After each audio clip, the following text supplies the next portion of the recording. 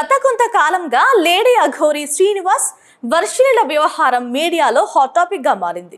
తెలుగు రాష్ట్రాల్లో సంచలనంగా మారిన లేడీ అఘోరిని పోలీసులు మంగళవారం యూపీలో అరెస్ట్ చేశారు.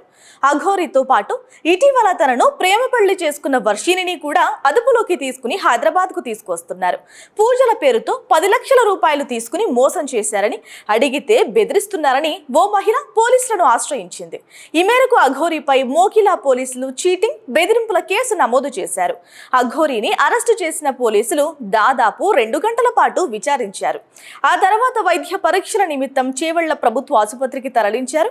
అనంతరం కోర్టులో హాజరుపరిచారు. ఈ అరెస్టుపై స్పందించిన అఘోరి శ్రీనివాస్ మాట్లాడుతూ, చట్టం తన పని తాను చేసుకుపోతుందని, తాను పోలీసులకు కోర్టుకు సహకరిస్తానని చెప్పారు. ప్రస్తుతానికి తామేమీ మాట్లాడనని, జైలుకు వెళ్లినా తన భార్య వర్షిణి తనతోనే ఉంటుందని సంచలన వ్యాఖ్యలు చేశారు. వీరిద్దరి మధ్య ఉన్న సంబంధంపై అనేక అనుమానాలు, ఆరోపణలు వెల్లువెత్తుతున్నాయి. తమను ఎవరైనా అరెస్టు చేయాలని చూస్తే ఆత్మహత్య చేసుకుంటామని కూడా ఈ జంట ఓ సెల్ఫీ వీడియో రిలీజ్ చేసింది. ఈ నేపథ్యంలో అఘోరికి ఎలాంటి శిక్ష విధిస్తారన్నది ఇప్పుడు ఆసక్తికరంగా మారింది. Please subscribe .news.